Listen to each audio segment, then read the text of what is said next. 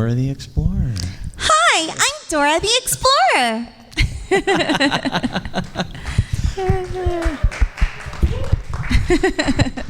So, Dora, we're talking quite a while now. Yeah. How old were you when you got the role? I was 7 years old when I got cast in New York. I born and raised in New York, and I worked on the pilot first. So we didn't know. We knew it was for Nickelodeon, but we didn't know if it was going to be, picked up and be like this whole thing. It didn't get picked up the first time. Oh. But the creators were like, we really believe in this show. Like, we want to try again. They wanted to keep everybody on as long as we were willing to work with them. And my mom was like, yeah, of course. Like, what else, of course.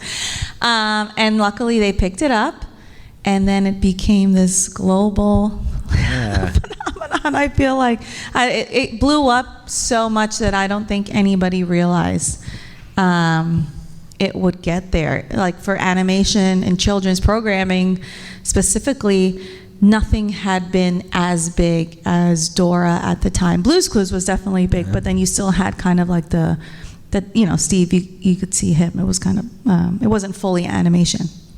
And then tie in the Latino community and kind of all of that, and having representation was really important for us and for everyone to kind of like, and for kids growing up to be more accepting, and just having an open door of like, hey, let's all learn about each other and new languages and new things. And definitely paved the way for other children programs to be more, to explore more.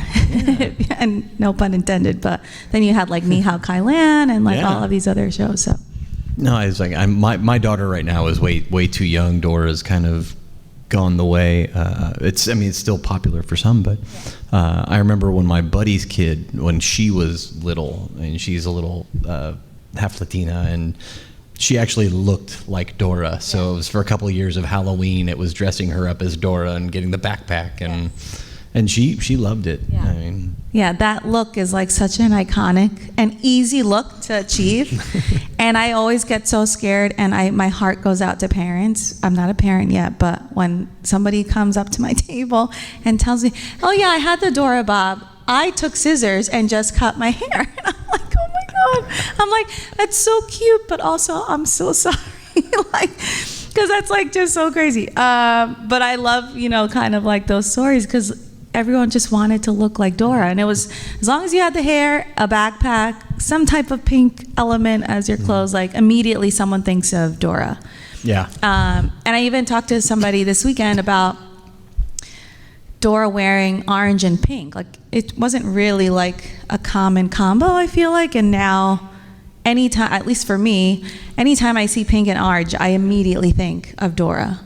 So like, she's like just like an icon in fashion and all of these different things. It's pretty cool. How long was Dora on the air? So Dora aired in 2000. I did it till 2008. And that was 4 seasons. Okay. Because back then, and maybe still now, I'm not too sure, they had like a rule of 3. So every time they would release a new episode on cable, they would repeat that episode minimum 3 times that week, because their purpose was to make sure like kids were learning, and as long as they were, watching it 3 times, like it would stick a lot better, and they would learn. So that was like a thing. So one season took like a year and a half, because they were just like, repeating the episodes and things.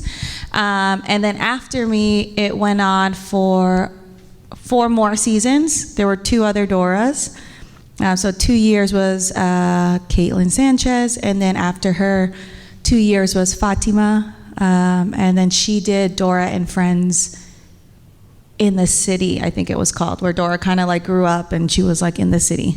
I've never watched it. I probably should, because people come up to me and we're like, oh, did you watch that? Because apparently Boots is not in there, I think. What? So like, and I'm like, oh, where did he go? I guess because they're like in the city, so like, where's Boots gonna, be in the city? But I don't know. I'm curious now to watch it and see Well, if how they took Curious George can be in the city, then Boots. Well, can yeah, be in yeah. the That's city. just true. Yeah. And then fast forward to like last year, they rebooted the show. Dora's still the same. She's not like grown up or whatever. It's just new adventures. It's just Dora 2.0, I like to say. And I play Dora's mom now, so that's pretty cool. So it's kind of come full circle. Full circle, yeah. Right on. Mm-hmm. What was the impetus for getting the newer Doras? Had you? I mean, I hate to use the term, but had you aged out at that point? Or? Technically, yes. I mean, a lot of people were surprised they kept most of the original cast that long. The girls were easy because we could still, kind of maintain that voice. But for Boots, it was really hard for him. Once he turned 12 and 13, he was like being really stretched, and then they had to recast him. Boots, I can go get that Dora. Yeah. But normally they started with an all kids cast except for Map and Swiper. That's the same voice actor, and he was an adult. So he was kind of, and some other characters were adults, but the main cast, most of them were kids. And I think they just liked that element to have that authentic child's voice. So when we all turned 18, most of us got recast, I think, except for Boots at the time because he was already new, and Map and Swiper. Wow. Mm-hmm. All right. Yeah. Cool. What have you done? You've stayed in voice acting? Obviously, you're now Dora's mom. What kind of happened in between? Did you? A lot happened in between. I feel like, Dora was also my childhood as much as it was your guys. I grew up playing this iconic character, and tying that being a child actor, really, I've been talking about this so frequently. Like, I feel like it was hard for me to balance being an actor, like doing my job, being a daughter at home, like finding my place at home, then also trying to figure out how to be a student and just trying to figure out like all of these different things. But then I feel like I just automatically went into like autopilot, and I was just kind of like doing everything that I was told. So by the time I was 18, I was graduating from high school and I was going to college. And I was like, okay, I'm fine not doing Dora anymore. Like, I think it's time. But I also was like, what am I going to do? Like, no one's telling me what to do. I had to make my own decisions. I had to figure out what I wanted to do. And I feel like since that moment, I've been on this journey of kind of like really finding like who I am, like what I want to do, who I want to be, and trying like all of these different things. At the time, I thought I wanted to be an on-screen actor, then theater. So I was like doing all of these different classes and going to school and all these things. And it wasn't really getting anywhere where I felt like fulfilled or that I wanted. And I kind of lost the passion for acting all in all. So I was like, I need a steady job. I want to pay my bills on time. I don't want to work in a restaurant anymore. I want to find love, like all of these things. And I was like, I think it's time to take a break and focus on just finding work. So I found myself working in a corporate office for a gym company who was developing a hotel in New York. And I found my way working for the hotel company, doing interior design. I didn't go to school for interior design. I just kind of figured it out. But I ended up loving it. Then I worked for a private firm to do project management, also for interior design, and loved it. I did it for like 10 years, that whole thing. Then COVID, I lost my job. I'm like, what am I gonna do? And I found out that people were auditioning from home, so I was like, oh great, like that's something I could do. And you never know, you audition for something, you can get it. Like even a radio commercial like can pay really well, so I'm like, I'll try. I started doing that. My old management and agent, they were like, yeah, sure, we'll send you out, like not a problem. So that was really fortunate for me because it's so hard, and I understand like it's really hard to like get an agent and get management. So to be able to just jump back in quickly was already a blessing to do that after so many years. And then I first got an audition for Isa the Iguana for the reboot of the show. And I looked at it and I was like, I couldn't even process that there was a reboot. I just processed that like, oh, I'm auditioning for Isa and not for Dora. And I was like, they're really going to send me an audition for Issa? So then I was like, oh, I don't know. I was like, at the time, I wasn't sure even if I wanted to be a part of the show at the time. So I was like, no, I'm going to pass on this one. And normally I don't pass on auditions. I try to do them all.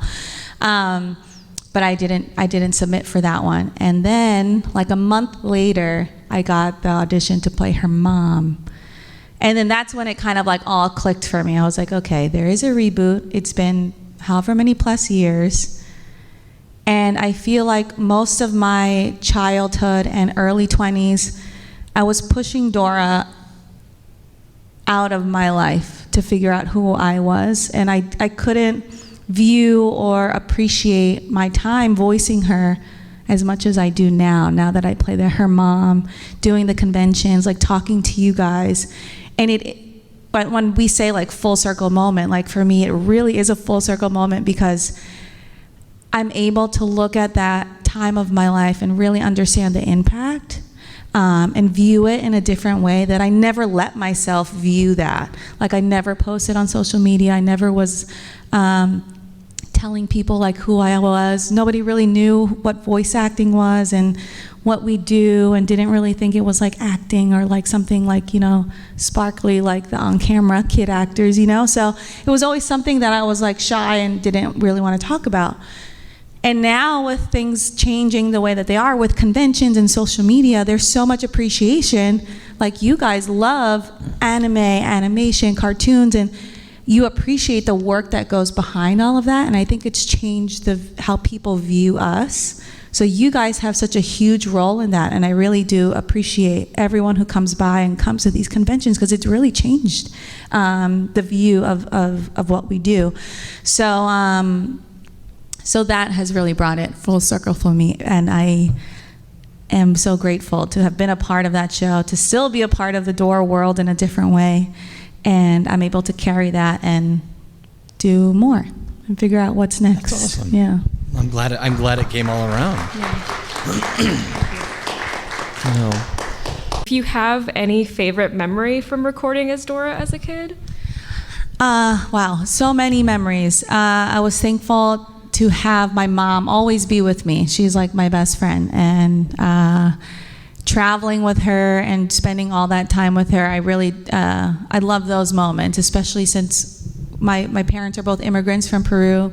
They had no idea like what they were getting into with all of this stuff. I think my mom just thought of it as a hobby at first. So it was just really nice to experience that with her and do that. So all of the traveling, and I feel like that opened up my mind and my eyes and how I see things, and I love to travel now. Like anytime I get to go somewhere, like I love to go to a new country and experience new cultures and eat all these different types of food. So I really do appreciate that part. Of my time doing Dora. Thank you. Thank you. So when you were younger, I mean, you started doing it when you were 7 years old.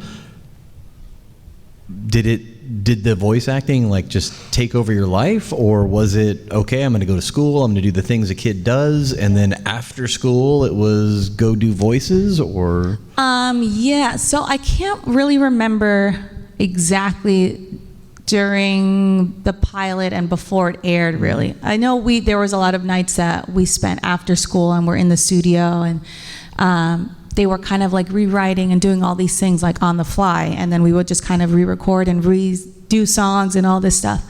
So, but then once it aired, it kind of like started picking up really fast, and we would record all week, 3 days we were recording in the studio all day, and they would have to provide a tutor legally. So I would bring work from school, and then they would teach me there. And then the other 2 days I would go to school.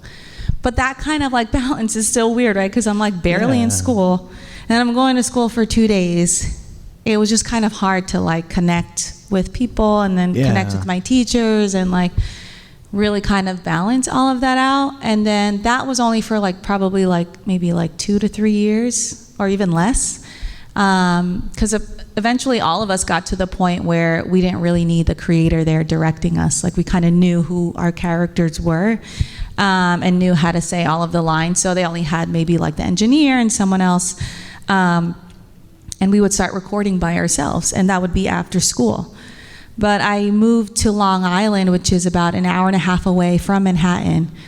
So school ended for me, maybe like 3 o'clock, but I would have to leave at 2, so I was able to get to the studio by 3 or 3:30, then work till maybe 6:30, eat dinner, go back to Long Island, an hour and a half plus, do homework either on the train or home, and then kind of do it all over again the next day. So, I mean, at the time, like I said, I think I was just on autopilot because it didn't seem like a lot, but talking about it and saying, I'm like, wow, that's a lot. It is. Yeah. So it was hard, but I think, after a while we just got used to it, and then add on all the traveling, and they had submitted me to be nominated for all of these awards and interviews, and so then my life just started getting a lot busier with all of that too. And then all the games that was coming out and toys. I feel like that's not as big now, but toys, forget it. There was toys, mountains of toys of Dora, and that was our voices. Yeah. We recorded, we sang the songs, we did albums. There's so many Dora albums on Apple Music, and that was all us. We recorded it all as kids. Wow. So we did a lot, and that kind of took priority for any other work that I did. There in New York, there was a lot more commercial and radio work, so I was able to do a lot of radio commercials and things. I was on Sesame Street a little bit for a few episodes, so that was really cool. But Dora and Nickelodeon were always the priority when it came to things. And because I was a kid in school, it's kind of just hard to do more than one thing, especially me being the lead of the show. So it did take up most of my life. Wow. Yeah. But you made it here, so. Yeah, I'm here, and thankfully I feel like I'm sane. I feel like I have a good head on my shoulders. My husband may tell you maybe otherwise, but he's helped me for sure. But yeah, it's been a wild adventure for sure. Over the years, when Dora would always ask the viewers, what was your favorite part of the trip based upon the episode? What was your favorite part of the trip as far as a favorite episode that Dora and Boots were on that you can say is your favorite? My favorite episode is Dora's Fairy Tale Adventure, where Dora turned into a princess to save Boots, sleeping Boots. Part of it is, one, it's a musical and it's all about fairy tales, and I was a Disney kid growing up, and I was obsessed. Our family vacations were always going to Disney. Yeah. And I was very vocal about that, in the studio with everybody. Everyone knew, I love Disney, I love Nickelodeon, but Disney was where my heart was at, and they knew that. Yeah. So, and at the time, there was really no Latina representation within Disney and the princesses. The closest was Pocahontas and Jasmine. Yeah. So those were the two, I always were close to, and also Ariel. I love Ariel. But other than that, I never was able to see myself, be a princess. And that was the last episode of season 4. Oh. Or one of the last episodes, or the special feature-length episode. And that was kind of towards the end of my time with them. So for me, they never confirmed this, but for me, that was I feel like their love letter to me, and saying oh, you can be a Disney princess now. And then they brought me back later to play Cinderella in one of the episodes, also because I think they knew just how much I love Disney and things. And it was a Latina Cinderella, so that was pretty cool. So yeah, definitely those 2 episodes were my favorites. Well, that's beautiful. And then the second part of the question is, did you realize the impact as far as various kids who would watch the show, say, for example, special needs and learning disability backgrounds? Yeah. Yes and no. So my mom works in the school district where we were growing up, and she worked with one-on-one kids with special needs. And she would always tell me, and I would always visit her classrooms to do the Dora voice, because they were obsessed with Dora. Yeah. So I always kind of knew that there's something about the show that is comforting.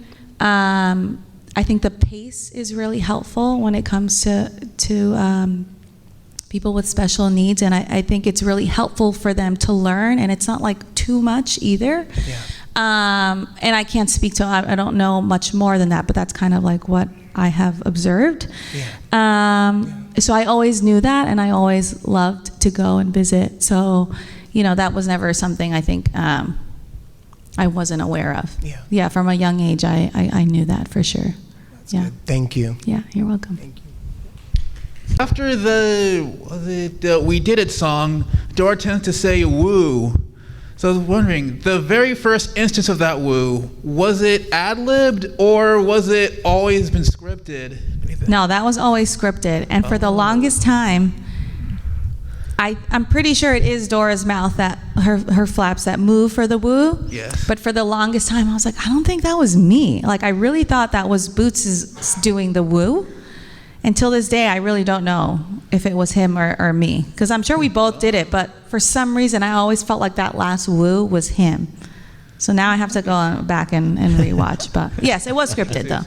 Okay, For sure. thank you. You'll have to watch Yeah. it 3 times. yeah, 3 times. That's a good one. That was good. That's a good one. Thanks for being here. And also, too, when we record, those a lot of times are considered like the Walla things, and like it's like we did it, woo, yay, hooray. We kind of just do it all at once, and then they kind of pick and place like where they put it. So that's why I'm like, oh, I don't know. It could be Boots. It could have been me. Who knows? Yeah. Yeah. Good question, though. What was it like being on Sesame Street? Oh my goodness. I auditioned for Sesame Street so many times and I didn't get it, and I was so upset because I love Sesame Street. And one day I auditioned and they were like, yeah, you got it. And it was just to audition to be a kid, like in the background, like those auditions were really hard. So I think it was around the same time, maybe it was like 8 or 9. My first time on Sesame Street. Obviously, my mom and I had no idea about puppeteers, didn't know how it all works. So, like, you just go in blind, really. You go to the studios in Astoria, and, like, you kind of go in. And I remember we had a room where all the kids were running around, and I was more shy. Like, when it was time to perform, like, I was able to do it, but most of the time I was kind of, like, shy and reserved. And that spoke well, because then just parents or adults just thought like, oh, she's so well behaved. Meanwhile, I'm like so scared, like I don't want to talk to anybody.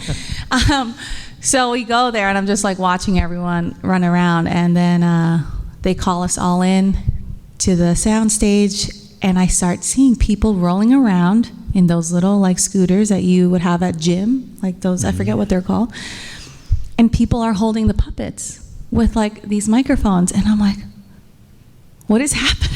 Like, nobody told me this is how it works. And I was like, why are there people like hands like in puppets? Like, I was just like so mortified, or I don't know if I was mortified. I had so many questions, but like they're placing us and telling us what to do. So I'm like, I can't ask anybody. I just have to like do what they're telling me to do. It was like a crazy first reaction to like being on Sesame Street and seeing how like it's all like not how it appears on TV. But eventually I got used to it. And I got to do a few episodes, so they brought me back a little bit. And then I stopped going for a few years, and then they called me when I was like 12.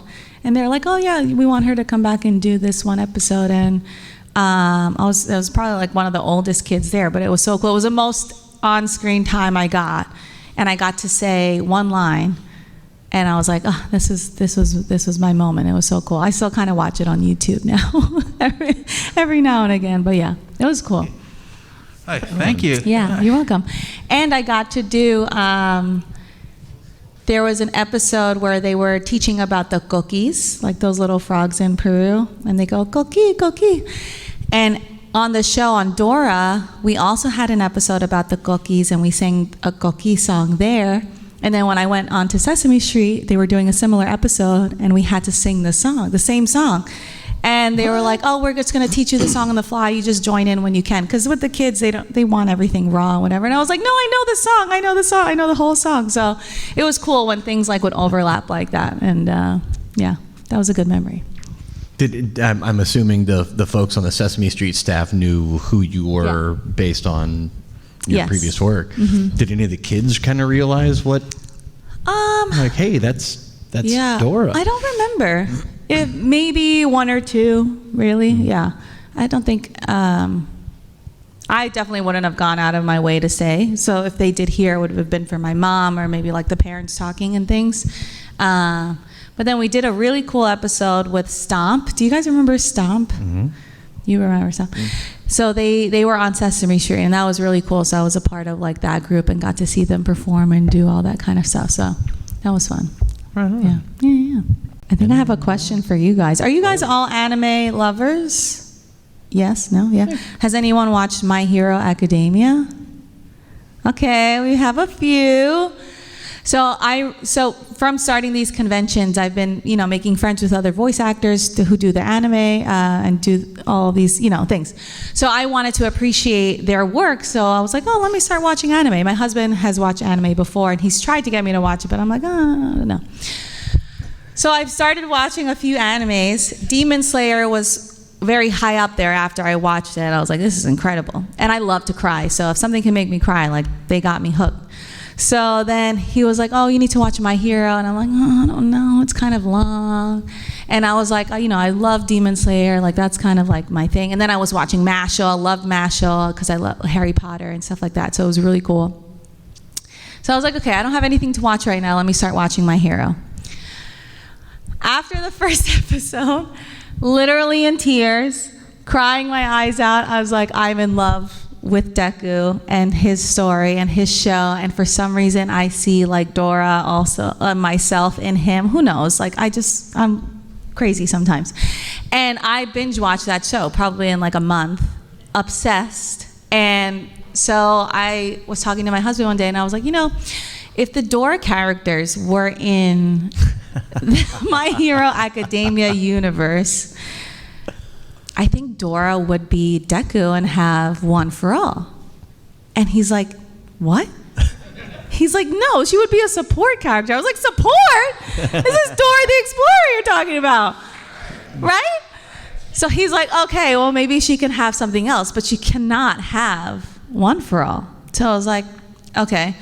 So now my question at all panels is, what quirk do you think Dora would have, an existing quirk in the show, and then you can make one up also, if anyone wants to come up and answer. Or you can yell it from where you are.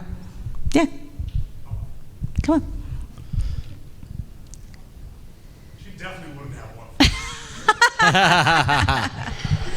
What's your name? My name is Joey. Hi, Joey. Hi. I have a question for you. What are your thoughts on recent Dora media, like the movie and the reboot show? What are your thoughts on that? I'm just curious. Okay, so we'll put a pin really quick on the My Hero. But if you do have an answer, please come up. So for the movie, did you watch the movie? I have. It's from 2019. Yes. I didn't watch it immediately because I wasn't sure how I felt about it, and they didn't call me to be a part of the movie, which is fine. It's okay. But when I watched it, I actually really enjoyed it. I think the Dora, Isabella, who plays Dora, was perfect. She did amazing, and I loved the little jokes they did on Dora, her looking at the screen and asking a question and just kind of staring at it, fourth wall breaking. Yeah, so I kind of liked all of those little elements, and I think it was made for people who grew up on the show, so we can laugh at all of those things. So I think it was smart. Yeah, Cool. I liked it. Yeah. Thanks. Yeah, you're welcome. Thank you very much. Yay.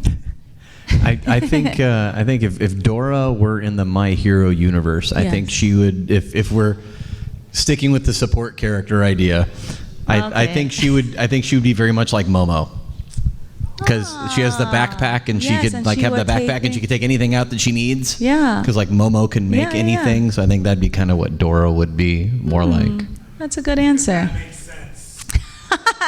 Whatever, it's fine. I'll accept it, I guess. I got you, man. I got you. Okay. You're supposed to be on my side. Yeah. So there's one quirk that character gives. She gives love to someone, and the more love she gives to that person, the stronger they get. Oh, so like La Brava. Oh, yes. Yes. That's her. Yeah. I kind of like that. And also more it's like a twist on that, more anti-love, the more powerless they get, for people like Swifer. Oh, Yes, so it goes both ways. I yeah. like that. Huh. It's very smart. Thank you. Good answer. Well, that, yeah. All right, I'll give that one to you. That one was good. Yours was good, too. I did tell someone is commissioning some art for us, and I did tell them how much I loved My Hero and Deku, and they were like, "Oh, we should do like a Dora print of her like using One for All, and like you know how Deku like when he changes his form and like his hair glows and like all that stuff. So like a Dora version of that.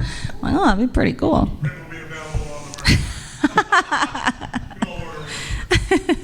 Dora's out there yelling Detroit Smash. Yes, you can hear it though. Detroit Smash! Did anyone record that? Submit it. Send it to everyone. Awesome. Oh, you have it recorded. Cool. Yeah, Kevin's always recording. I didn't give my all there, but still, it's pretty good. Thank you, thank you, guys. That's awesome. Well, does anybody have any other questions, or everybody good? Okay. Well, I think we're kind of at our end then. So thank you so much for being here. It was a pleasure. Thank you guys for having me. Thank you. For Big round of applause for Kathleen, everybody. Thank you. We did it. Lo hicimos. And you're going to be headed back to your table? Yes, so I will be at my table, so feel free to walk on over. There's also a very talented